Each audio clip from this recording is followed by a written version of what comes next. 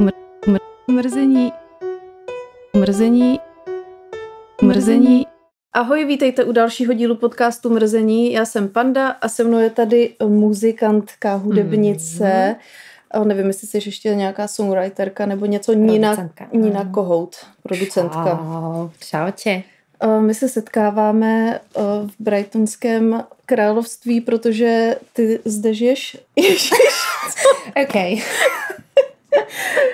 Deniška tady zase předvádí svoji show. Ona využila z tohle prostě ten spotlight, který tady na ní je. Áno, to miluje. Ty to miluješ. Čo mi tu budeme rozprávať, keď ty môžeš niečo porozprávať, čo? Jinak, kdyby někdo potřeboval, tak já můžu překládat, protože možná jste si toho všimli, ale Nina je Slovenka, takže... Áno, ja som Slovenka. Vidíš, ja som jediná prvá Slovenka, ktorú si mala? Nebyl ještě Fipa, skinfluencer. Deno, bezva. A přemýšlím, jestli byl ještě někdo. Doufám, že teďka někomu nekřivdím. Nějaký slováctvo podle mě u mě bylo. A majú ľudia problém s tým, že nerozumejú? Nevím, podle mě mladí lidi jako obecně. Ale mám pocit, že já, když jsem byla jako děcko, tak taky my jsme nebyli tak vystavovaní, víš, jako slovenštině, jako vy češtině. No inak aj. Protože Nemali ste dôvod. Vy jste A takže vy jste měli i víc náš jako dubbing, ne? Nebylo no áno, a hlavne my sme pozerali proste vaše filmy, vieš, a vaše rozprávky a tak. A ja neviem, že či vôbec vy ste mohli niečo naše pozerať. Jako v Česku Perin Baba, nebo jak se jmenuje? Perin Baba, jo. Netrendila teda. Ja ne? Aha, dariti. No, takže já... Takže asi nic. Já jakoby moc jako slovenský nějaký lore jako neznám. No. Můžeš nám dát nějaký Slovensko v kostce, kdybys chtěla představit svoji zemi. Zatím teda moc dobrou reklamu v poslední době nemáte, pokud bychom se dostali třeba k tématu politiky. Ty kokos, nevieš, však akože je to obrovská téma akoby a my tým, že žijeme tu, tak v podstate paradoxne sa ma to dotýka akoby ešte viac, mám pocit. Akoby tak nejako mentálne, ale ako sa ma niečo dotýkalo, keď som tam žila, že proste mi je to proste akoby strašne ľúto, keď sa na to pozerám tak z diaľky a vidím, že preboha, že samozrejme do toho nejakým spôsobom zabrdá aj ten ako spomienkový optimizmus a že niekedy mi tak napadne, že možno, že presťahovať sa späť a potom keď to vidíme, že preboha. A jak dlouho bydlíš v zahraničí? Ty vole. Počkaj, v Brightone som 2 roky a predtým som bola v Londýne 2. A nie, v Brightone som viac ako 2, podľa mňa. 3. rok teraz som v Brightone a čiže 5. rok teraz som. No, hej, v auguste to bude. Takže 5 let mimo Slovensko. Jo. A návrat teda spíš si nemyslíš? No, akože zatím ne. Ale akoby vôbec to nevylučujem a napríklad ako aj veľmi často, čo sme sa však aj my bavili, že vlastne tá Praha je pre mňa taká ako otázka, že možno mám pocit, že v tomto momente akoby stelesňuje pre mňa taký ako nejaký v podstate zlatý stred, alebo že akože to najlepšie z oboch svetu. You get the best of both worlds. Presne to som chcela zaspievať, ale ešte tam nie sme. Ja tady vezmu za tebe, teda sice tvoje profese, ale čiže... Nemáte zač. Jo, presne. Čiže proste, no akože na tým sme premýšľali, ale asi počkam, ako sa to vyvinie.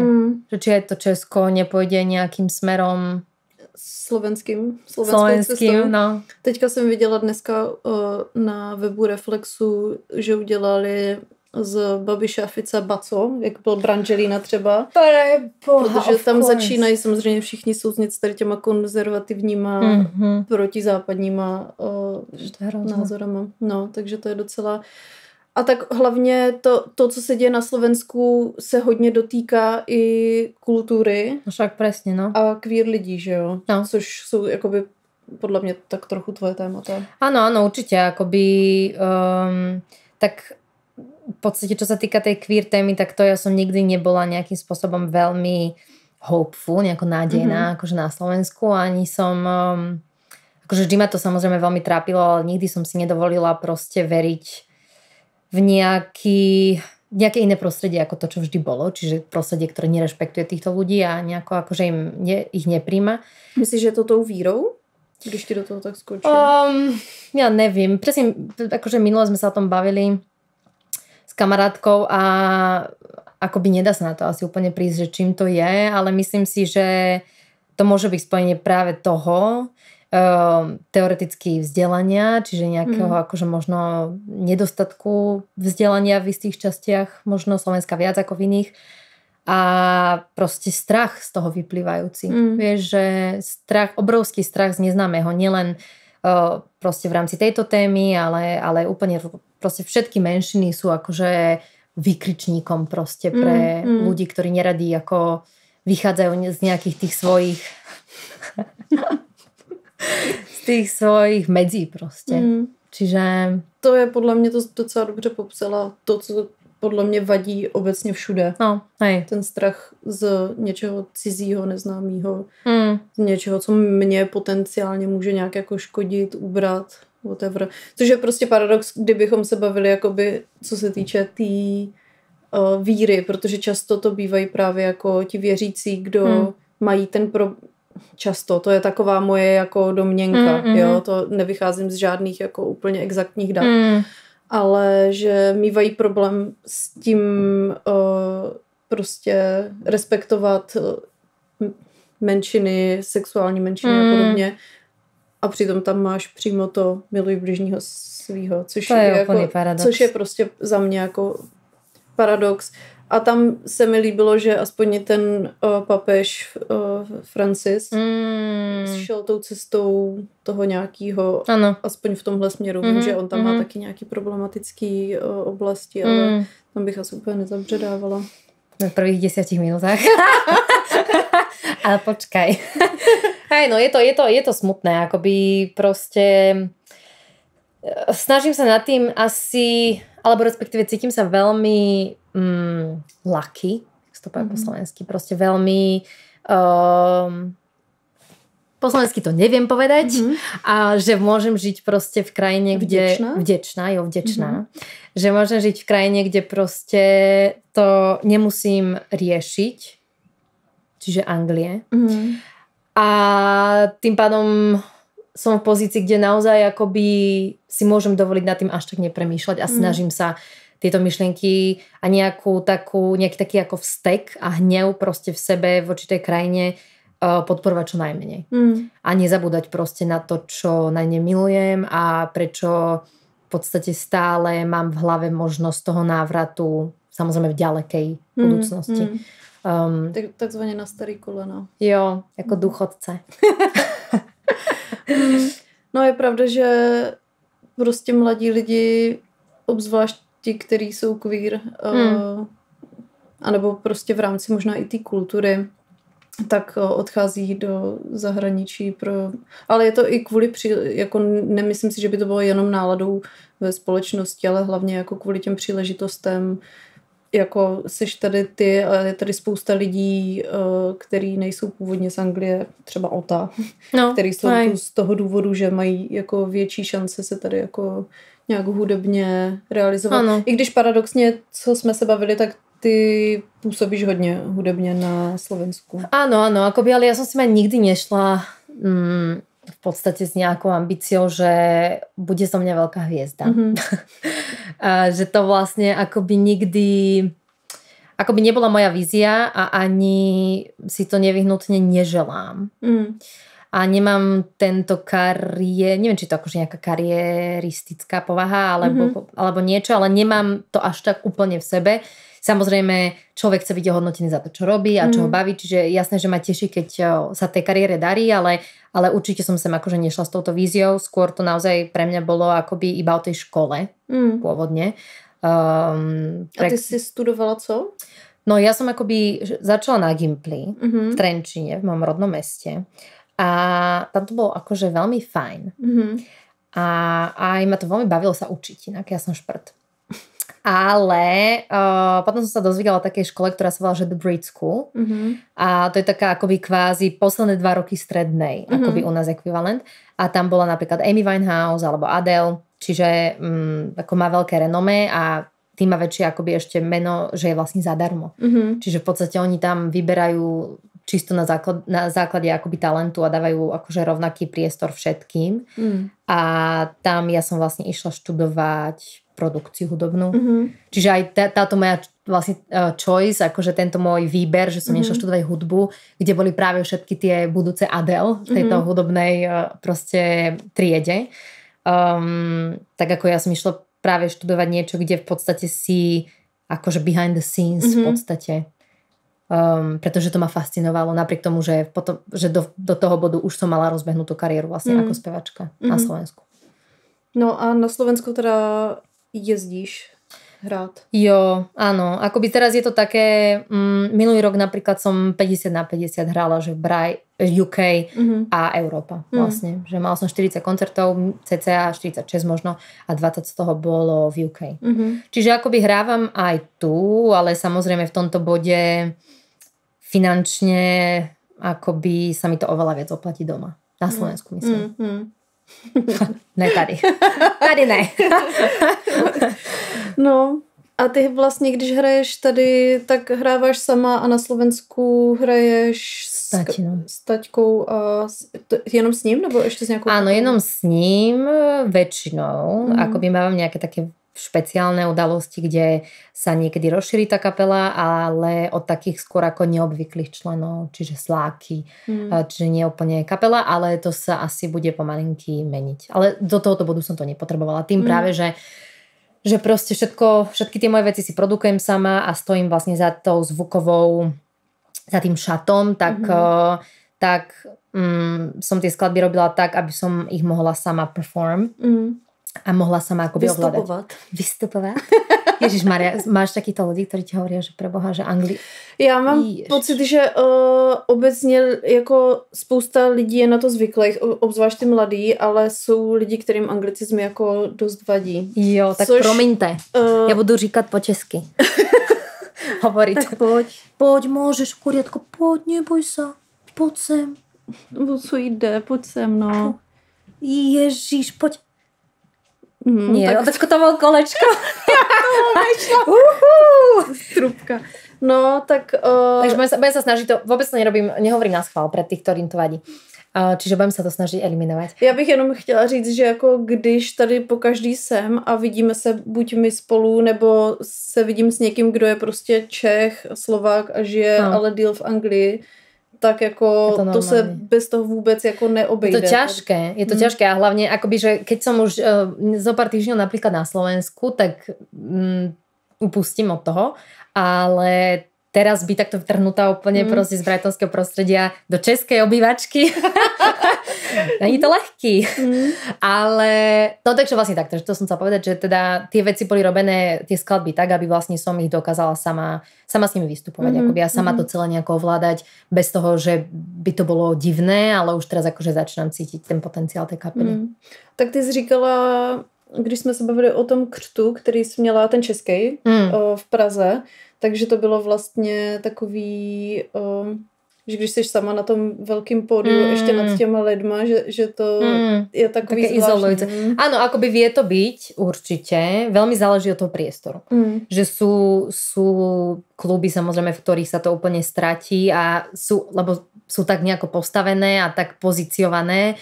Aj práve ten rozdiel možno toho pódia levelovo a toho publika je menší a vtedy je to OK, ale akoby sú už koncerty, kde a práve preto začnem vlastne premýšľať nad tou kapelou a nad tými ako extra členmi, lebo už hrávam aj väčšie pódia a tam už cítim, že by to bolo fajn.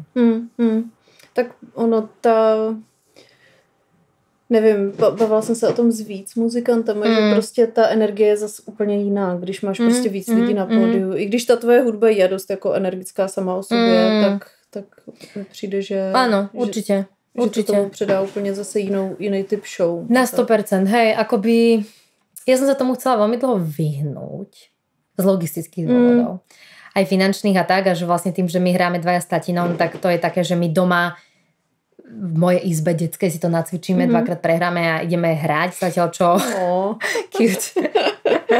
Som ty plagáty Backstreet Boys a Spice Girls a jenom tak idem cvičiť. Hej, čiže chápeš, že on si zoberie z garáže nástroje. Vieš, že to nemusí to byť to, že sa presunie, musíš s niekým dohodnúť tú skúšku. Čiže z tohoto dôvodu, aj to, že si samozrejme rozumieme, vieme iba my dvaja s našimi 2 energiami ísť na ten koncert, zatiaľ čo keď už máš niekoho iného v kapele, je to nová entita, ktorá môže totálne obohatiť, ale zároveň môže aj skomplikovať veci. Čiže z tohoto akože dôvodu som sa tomu vyhýbala, dokedy sa dá. Ale už teraz sa nedá asi. Tak tebe čeká veľký koncert teďka v létě. Jo. A to? Představ, kde budeš. No budu... Jestli to můžeš odtajnit teda. Jo, to môžu. Něco iné nemôžu. Ale budem vystupovať vlastne na Pohode, na Pohoda festivale v Trenčine na Slovensku, kde som teda vystupovala už 2-krát, ale tentokrát budem na hlavnom pódiu, pre Boha. Spicy. Trošku sa mi tak to mi preskočilo hard, keď som to povedala nahlas. No ale nevadí, takže tam budem. A čo je akože samozrejme super, ale akože trošku sa bojím, jo. Co bylo tvoje největší publikum?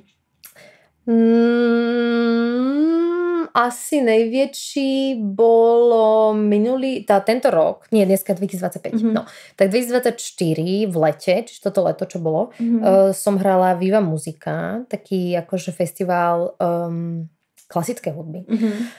A tam bolo dosť ľudí, neviem už koľko, ale...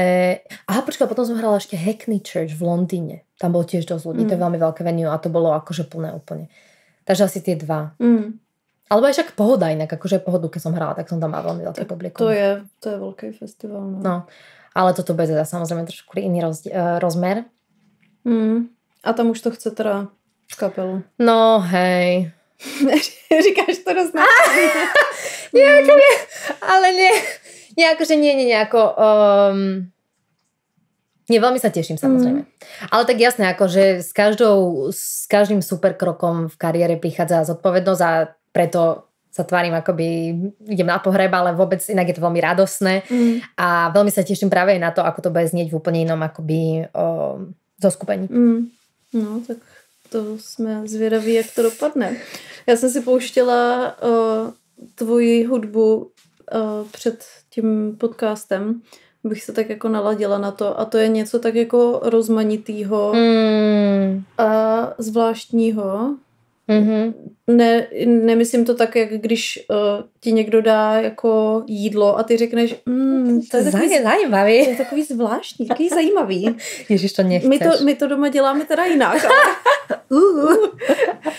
Je to dobrý, je to dobrý a je to hodně něco, co prostě člověk úplně tak, je to za mě dost niž, ale prostě v dobrým. Tak niž ani není jako negativní, ale víte, já jsem tady taková odbornice jako na ty ostrý slovíčka. Menšinové. Ale no, je to prostě taková jako velmi specifická hudba, kde vlastně se ani nedivím, že si vystačíš sama. No hej. Ale zároveň si to dost dobře umím představit i s nějakým, nevím, orchestrem nebo s něčím takovým. Áno, akoby ja veľmi... Taková dramatická tá hudba. Hej, inak to mi v poslednom roku strašne veľa ľudí mi to tu povedal. Neviem, či nie práve v tej Prahe. Strašná dráma. Je to hodně dramatické. No tak asi hej. Čo ja viem. Vieš, akože je to také zaujímavé pre mňa počúvať, lebo ja veľmi veľa z tých vecí akoby vôbec tam nevnímam. Že mne tá hudba nepríde ani zvláštna vlastne. Ale akože samozrejme chápem, prečo ľuďom príde zvláštna, alebo nejakým spôsobom akože práve níž. Ale pre mňa to akoby veľmi alebo nie, že ale veľmi prirodzené, že veľmi je to akože tento druh seba vyjadrenia hudobný je mi absolútne akoby automatický, vieš, a že vôbec ani neviem nad tým inak premýšľať. Ale myslím si, že práve možno skrz tú kapelu sa to trošku viac znormálni. Vieš, že to sa uzemní. To jsem fakt zvědavá, kam to povede. Jako mně to přijde vtipný, jak říkáš, že jako je to pro tebe takový jako normální a že ti to nepřijde ničím jako to. A zároveň mi to připomíná třeba, jak když tatéři tetujou jeden specifický styl, který by ale třeba oni si sami ani na sebe jako nedali.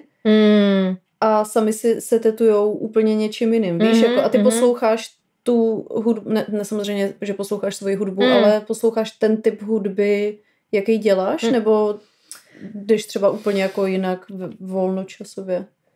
Ako ja sa priznám, že ja moc hudby nepočúvam. A mám taký pocit, že hudobníci, alebo teda umelci sa akože delia na také dve pomyselné skupiny, práve tých, ktorí ako nemajú už kapacitu počúvať hudbu, keď tvoria aj veľa, a tí, ktorí práve že milujú úplne akože nastavať inšpiráciu z každého rohu, a ja som akože ten prvý prípad, že ja vlastne keď môžem byť v tichu, tak som. Pretože ja fakt akoby tvorím hudbu denne, proste hodiny. Čiže, ale dnes som napríklad počúvala FKA Twigs. To tady teď bude. No ja viem, budúci týždeň. No, 30. nebo 31. Ja som si chtěla kúpiť lístky. Ja som tiež nad tým premýšľala. Ale ona bude vystupovať, vieš, to bude iba akože, že sign and meet and greet. Nebo ja myslím, že bude vystupovat. Nie, pretože to je podľa mňa ten rezident. No, a tam oni majú, myslím, že... Ale tam i hrajou. Ja si myslím, že je to koncík. Fakt? No, lebo ja som dneska pozerala. To vás všechny rozhodne zajímá, ale my už sme sa k tomu dostali, takže deal with it. Čiže, nie, lebo ja som... lebo však ona má vydať ten nový album. Toto vy nejak možno, keď budete sa to počúvať už dávno aj vonku a možno je hrozný. Ale ona má vydať ten nový album, myslím, že dnes o polnoci zrovna. A tie veci z toho albumu ma až tak neoslovili, tie akože single, ale znova som sa proste vrátila skrz práve toto je promo k tej Magdalene, proste k tomu albumu, ktorý bol úplne proste krásny. A tak som presne pozerala tie tour dates. A našla som tam iba Londýn, že Brighton tam nebol ani vôbec akože za proste listed. Preto si aj myslím, že to je iba meet and greet a nie akože show. A aj som premýšľala, že ten Londýn si kúpim, ale dosť je to drahé. No já jsem právě koukala na ten Resident a jako my jsme o to teda přesvědčený, že to je normálně i s nějakým hraním. Napište do komentáru. No, tak akorát to bylo už asi sold out, protože tam byl jenom waitlist. Ale lístky si mohla vybírat, protože Ota říkal, že ten princip toho Residentu, kde bývají ty koncerty, což je prostě obchod s nahrávkama s vinylama a tak funguje tak, že ty si kupuješ lístek a k tomu si vybíráš ten nosič, na kterým je ta hudba. To znamená, že ty si koupíš třeba, a podle toho je cena těch lístků, že třeba ta FK Twix je za 40 liber s vinylem a za 16 liber s kazetou. A je tam ještě s CDčkem a podle toho jsou ty ceny. To je super. A tak právě jsem si říkala, akorát mi přijde blbý, že ty, když si chceš koupit 2 lístky, takže ty bys musela koupit jakoby 2x za 40. Ale nie tam je tá basic cena? Že akože, lebo ja som videla nejaký taký lístok. Prepačte. Môžem si tak aj potom povedať. Ale nie, no proste, dobre, to je good to know. Ja, ak tam hrá, tak ma to veľmi zaujíma, ale mne sa zdá, že tam nehrá, lebo ešte som si to pozerala, ale možno tam hrá. No, každopádně mě to zaujíma. Zčeknem to, protože já bych tam jako docela šla, abych se na ní podívala. Já teda nikdy nebyla velká faninka a jako jediný věci, co o ní vím, je, že chodila s Robertem Pattinsonem, Edwardem z Twilightu. A byla jeho Bella. Byla to jeho Bella. A teď jsem nedávno, já jsem začala sledovat na Instagramu profil, který se jmenuje něco jako Hot Takes někde v metru nebo něco takového. Aha, počkaj. A je to týpek a vždycky jede s někým prostě vlakem a ptá se ho na nějaký jeho hot take, jako horký úchop, takzvaně. Aha. A on tam jel s ní. Nebyla ona v Prahe vtedy, alebo něco také? Nie? Ale ptal se jí na... Jo, já vím, co myslím, na co narážíš, ale to bylo něco jiného. Okay. A on se jí ptal, co je jí hot take a ona mluvila jako o něco já už si to nevybavala, bylo to něco s mytím rukou a čím víc do toho zabředávali, protože on s tím souhlasil, že vlastně má pravdu, ale já už nevím, to bylo prostě něco jako chytání na věci v MHD, něco takového. To samý Marí. A pak prostě ale došli k tomu, že ona je vlastně hroznej germofob. Jo, že má prostě úplně jako fobii prostě Germs. Bacilov. Z bacilov, přesně. Aha, to je zaujímavé, lebo ja viem, že ten nový album, tá Eusexual sa to volá, tak bol inšpirovaný jej časom v Prahe, keď ona chodila na rejvky do Prahy. Jo, to někde zmiňovala. No, hej. Jo, to si taky vybavuju, že jsem to znamenala. No. Tak můžeme se jí zeptat to osobně, jak to má, až ji potkáme tady v Brightonu. Ale to je jako, tak tady ty lidi potkat můžeš, no. Teoreticky. Jako na pár lidí už jsme narazili, ale nikdy to teda nebyl nikdo zajímavý. Tak jako obrovský. Jako mrzí mě, že jsem nepotkala toho Jacka Blacka, jak se tady pohyboval, protože ten to by jako pro mě bylo opravdu... A byl neprehliadnutelný, on mal taký outfit nějaký ohnivej. To bylo fakt dobrý, no. Ano. No, takže to bychom měli FK2X, ale jak jsme se k ní dostali, jo, že neposloucháš, ano, ale teď jsi poslouchala... Tak jsem poslouchala jí, ale neviem, že či počúvam hudbu podobnú mojej, akoby to je to, že ja to vôbec aj neviem posúdiť, že vlastne, že na čo sa tá hudba podobá, alebo takže, ale tak napríklad počúvam, alebo FK2X som dlho nepočúvala, asi 3 roky a teraz som ju počúvala, alebo Nika Cavea, alebo... Ten tady taky bydlí, ne? Bydlel. Už ne. To mňa zase mrzelo, že keď sme sa sem práve nasťahovali, tak stretch. Tak on sa odsťahoval. Myslíš, že to bylo kvůli tobě? Jo. On se asi bál konkurenci. On říkal, nemůžu být jakoby v jednom městě s takovou hvězdou. A nebo ty jsi vlastně za ním přišla a řekla se, hele, tohle město patří mně. Jo. Takže Prepač, Niku. Tam jsou dveře, dobrá. LA. Bye bye. Bye. Nie, ale to akože to ma veľmi mrzí, lebo to ľudia hovorili, že sa to stalo vraj takou vtipnou historkou, že vlastne všetci si ľudia navzájom, ktorí žili v Brightone, hovorili, že v akej situácii si stretol Nika Cavea. Že niekto hovoril, že ja som ho minule stretol proste v oddelení s boxerkami. Proste vieš, akože takto, že on bol normálne, že úplne obyčajný, pochopiteľne, proste civilista, žijúci tu. Ale potom myslím, že potom po tej smrti toho syna, že sa odsťahoval vlastne, že všetko mu to akože pripomínalo, čo samozrejme úplne chápem. Čiže jeho napríklad som počúvala, Davida Bowieho som minule počúvala. Takže a ty nechceš teda poslouchat hudbu, protože se bojíš, že by tě to ovlivňovalo? Nebo na to spíš prostě nemáš už chuť po tom, co celý den děláš hudbu? Skôr tak, akože vôbec na tým nepremýšľam. Práve, že ja by som veľmi chcela počúvať hudbu, lebo mňa to ako... mňa to zaujíma, že čo sa robí a že čo ľudia robia a akože... veľmi ma to baví, ako taký ako analytický proste koníček. Ale hej, no, že už akoby kapacitne nejako... A možno to je práve zaujímavé v tom, že potom akože samozrejme, že všetci sme ako ovplyvňovaní úplne z každej strany, ale mám pocit, že možno potom teoreticky, keď robím tú hudbu moju, tak veľmi siaham akože po takej, že extrémnej možno subjektivite, možno ešte väčšej, ako by som mala strašne veľa nasatej hudby, alebo možno skôr je to tak, že sa nechám inšpirovať hudbou, ktorú som počúvala, keď som bola menšia napríklad, vieš, že si to teraz akoby nejako interpretovávam do tohto môjho časopriestoru a môjho myšlení. A co jsi poslouchala za hudbu? A Davida Bowieho tiež, Nika Cavea tiež. Vidíš, nejak ja som takáto, akože ja moc akože málo kedy sa mi stane, že ma niečo nové osloví. A myslím, že minulo sa mi to stalo. Aha, áno, taká, že Lingua Ignota sa volá. Tak to vôbec. To je strašne temné. Strašne to bolo dobré. No áno, čiže toto, alebo Imogen Heap, alebo... Ja som čekala, že proste přesně řekneš Britney, Madonna. Nějaký tady takový ty věci, které prostě my, obyčejní smrtelníci, jsme na základě hitparád a Evropy 2 a tady těchhle věcí prostě poslouchali. A ty, takže Nick Cave, to Bowie. Lebo tak áno, lebo to sa musíš, proste keď sa narodíš do rodiny hudobníka, čo ja som sa narodila, tak tam jednoducho prechádza hudba filtrom. Vieš, čiže môj tatino Peter Kohut je saxofonista bez ľadu a skladu vlastne. A čiže my sme odjak živa, jednak, že som počúvala ich hudbu, ktorá sama o sebe je dosť taká akože angažovaná a temná a vlastne veľmi taká akoby intenzívna. Tak áno, on bol proste kurátor. Jako moje máma to taky nějakým způsobem filtrovala podle toho, co jí bavilo, takže u nás doma to byl jako Seal. Potom bych řekla samozřejmě Činasky, Lucie, Vanastovy věci, tady ty český kapely.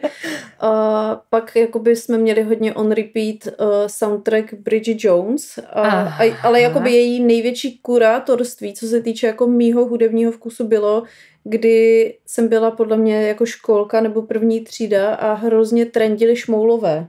a těžký pokontr, což prostě nevím, jestli došlo až k vám. To ne, asi teda ku mne ne. Ale prostě to byly takový ty jako sranda texty a tady tohle. A moje máma prostě řekla, jako, že v žádném případě tohle poslouchat nebudu, že mi to zkazí vkus a... Ježiš, au! A pak... Počkej, ale Šmoulový soundtrack? Nie, ano? No já nevím, to byly nějaký šmoulí desky, jako pohádka byla v pohodě, ale oni měli jako i hudbu. Co? A to moje máma teda řekla, jako, že absolutně vůbec ne. Nevím, jestli potom jakoby indoktrinace činaskama byla ta cesta, ale rozhodně, jako nesoudím, já jsem teďka v posledním roce byla na činasky asi 3krát, protože vždycky hráli po Otovi a po Mikolasovi. Po Otovi. O tak když zpíval.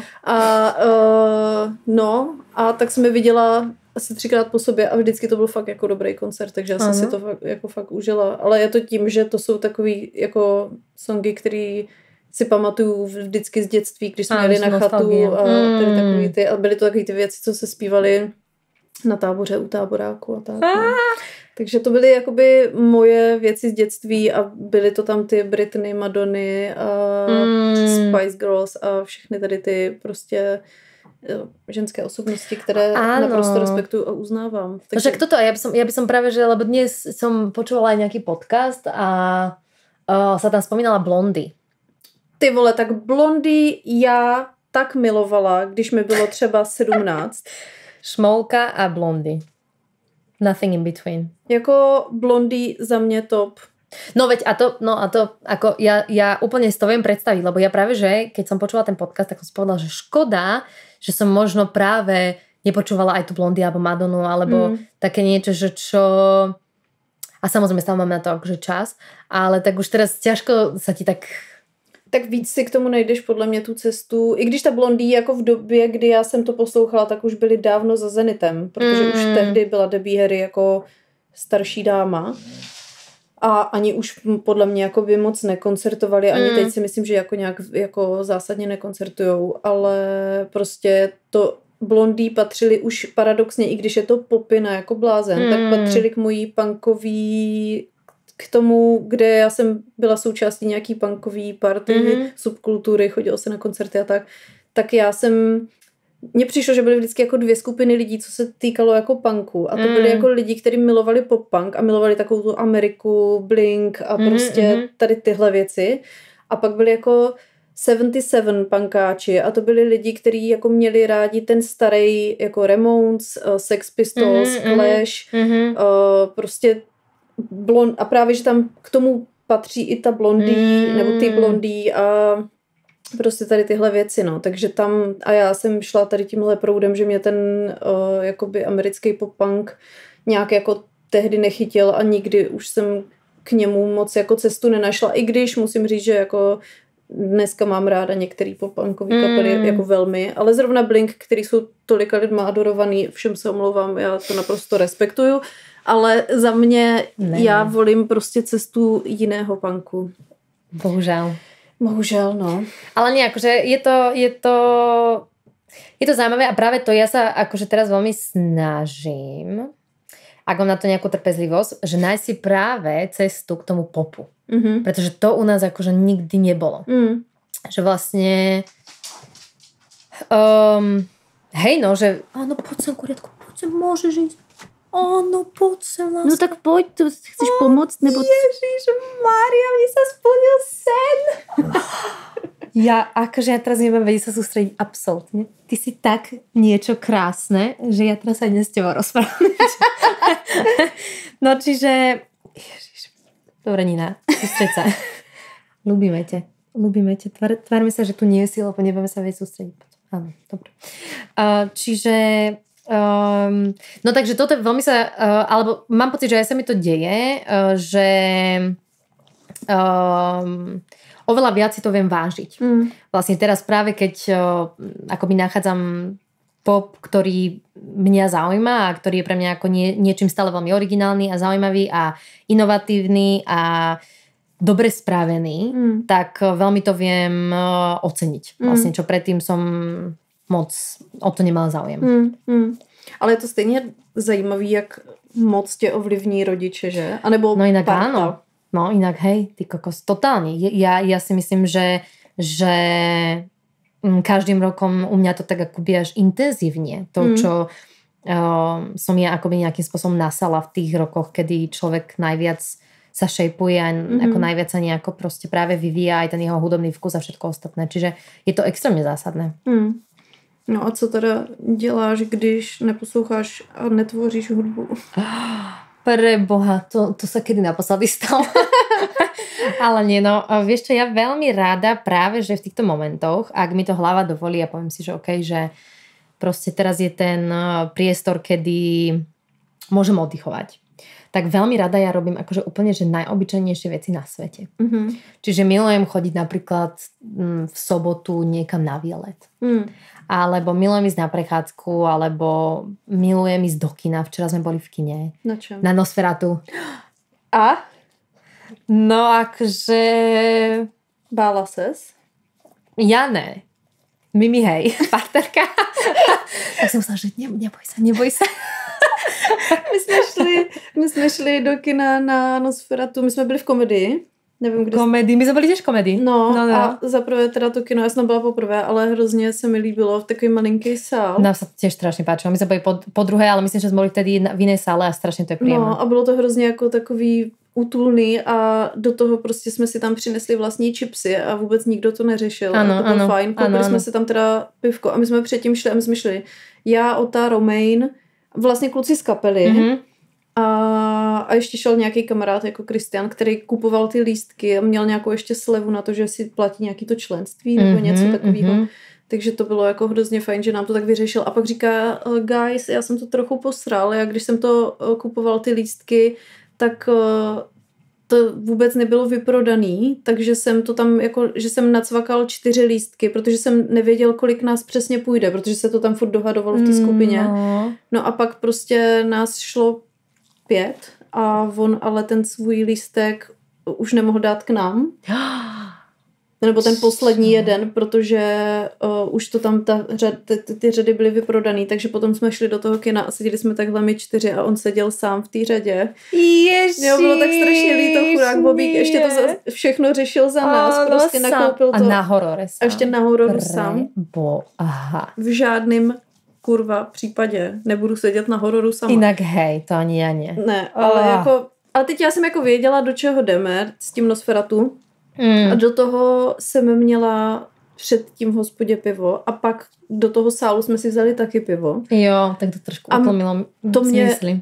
Podle mě, ještě jak na to nejsem jako zase tak zvyklá, tak jak jsem je měla 2 v docela v krátkým rozmezí, tak já jsem fakt jako cítila, jak nic necítím, jak prostě jsem se fakt, a já jsem jako dost strašpitel.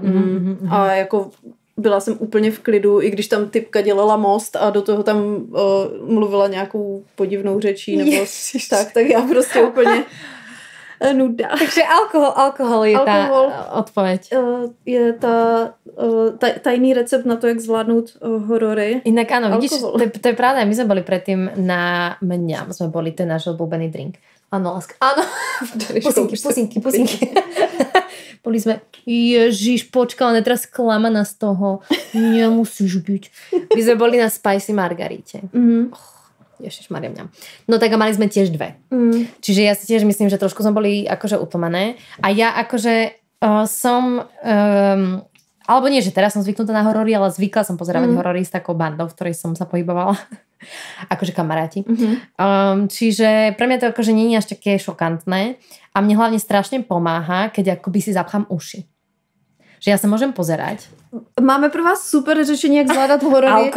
Alkohol, zadělejte si uši a ještě kdybyste chtěli, tak i oči si zakrýte. A choďte domov. A když se na to nebudete dívat, tak je to úplně zvládnutelný. To prece. V podstatě nemusíte tam ani jíst. Požerte se doma. Ale tak jako já, když jsem seděla v tom kině a byla tam nějaká nepříjemná scéna, já už nevím, co to bylo, ale vím, že to bylo něco, co jsem věděla, že nechci vidět, tak jsem si takhle vzala bundu a tak jsem si ji vyhrnula a koukala jsem jenom tak jako jedním okem. Super. Že takhle jako když jsem schovaná, tak to vlastně pro mě je jako nějakým způsobem zvládnutelnější. Ale já teda moje cesta s hororama byla tak, že když jsem byla mladší, tak jsem se koukala na všechny jako horory, co šlo. Měla jsem to jako hrozný flex, jako že se dívám na horory. Z nějakého důvodu mi to přišlo, že je to asi cool. To, že jsem potom doma se furt bála. A to já jsem koukala ještě jako na takový ty pořady, jako věřte, nevěřte, který jako... Co to nevím, že... Akože nejaké také prípady ako reálne kvázi? Jo, že to uváděl to Jonathan Frakes, takový hnědovlasý pán a vždycky tam říkal jako jezdí vaše sousedka na kole, co si o tom myslíte? A dával takové jako nesmyslné otázky a vždycky to jakoby uvedl tím jako nějaký příběh. Něco takového se stalo i mladému páru v Kansasu. A teď začal ten příběh, odehrál se a on potom řekl na konci toho, jak ten příběh jako dojel, tak řekl, byl tento příběh, jako byly to fakta, nebo si scénáristé pohráli s vaší představivostí. A do toho tam ten zvuk prostě hrozně tajemno. A až na konci oni potom odhalili, když dojeli všechny ty příběhy, které byly třeba 3, tak vždycky jako tam na konci řekl jako jak to bylo tady s upírem v nemocnici prostě v Michiganu. A teď tam bylo fakta, nebo fikce, se to tam jako objevilo přes tu. A vždycky, ale my jsme se o tom teďka bavili s Otou a že vlastně tady ty příběhy co jsou jakoby pravdivý, takže to ale stejně vždycky jako jedna paní povídala, že jako tam oni vždycky řekli, jo, tenhle příběh byl pravdivý, stal se v 70. letech na středozápadě. Ale jakoby stejně to jako nemáš, to by museli být opravdu nějaké jako záznamy tady tohle, ale stejně je to takový jako hrozně... Takže abstraktné. No, ja som tiež pozerala horory, ale nebola som moc cool, lebo celá naša banda to pozerala. Ale ja som sa moc nebála hororov, akoby tak, že sama doma, ale čo si pamätám, že ma úplne poznačilo, bolo, keď som videla, neviem akom veku, ten dokument o Nataši Kampuš. Jo, no tak to je hnusové. A to bolo pre mňa fakt, že na niekoľko rokov akože veľký problém. To je ako ale real lebo to je reálne, horor. Vieš? A preto že práve, že pre mňa tie horory akoby tí démoni a tak, že akoby bála som sa v danom momente a potom keď som to zavrala ten počítač, že akože niekedy ti to napadlo, keď si šiel na záchod, že trošku sa bojím. Ale akože to bolo OK, to som nevedela, akože vedela som to nejako racionálne toto v hlave vysvetliť, ale túto Natašu Kampuš. Odporný. Hrozné. No to já jakoby jsem měla tu fázi právě, jako když jsem na to koukala hodně a všechny tady ty příběhy jsem hrozně jako žrala a vždycky jsme si to vykládali na táboře a prostě s holkama ve škole a tak. A pak jsem jako došla do fáze, kdy jsem zjistila, že mi to už jako dělá hůř, než mi to přináší tu zábavu, protože prostě se pak často fakt jako budím s nočníma můrama, nemůžu usnout, protože se bojím a tak. A pak jsem jako na strašně moc let vyřadila úplně jako třeba na 15 let horory ze života. Prosím vás, my jsme tady měli teďka takovou paranormální aktivitu. Cože? Z nějakého záhadného důvodu se nám vypla kamera, takže pokud je teďka obraz jinak, tak se omlouváme, ale nic s tím neuděláme, protože jsme na to tady my dvě a nejsme úplně odbornice na techniku, ale s Otovou pomocí na telefonu jsme to nějak zvládli dát dohromady a tím se v tuto část rozloučíme. Pokud vás zajímá tady tahle hororová tématika, kterou jsme tady nastali a tady toto hororová pokračování. A pokud vás zajímá povídání s Ninkou, které tímto moc děkuju, že dorazila do mrzení. Já děkuji. Tak pokračujte dál na herohero.co/mrzení. My budeme pokračovat v tomhle tématu a uvidíme, kam nás to zavede. Jo. A pokud nechcete, tak díky, že jste to doposlechli až sem. Áno, ďakujeme. A ještě jednou díky, Nino. Ja ďakujem. Bolo toto super. Pet terapii. Tak jo, díky, čau. Čaute.